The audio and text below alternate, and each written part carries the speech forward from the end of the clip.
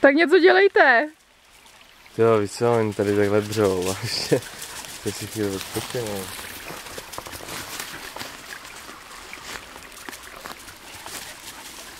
Tenhle klacek. Těží.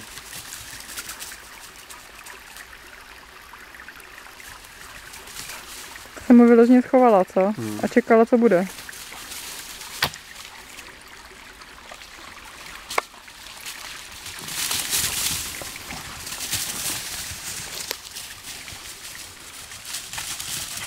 Tyjo, teď nevím, jako kdyby mě srazili, co budu dělat.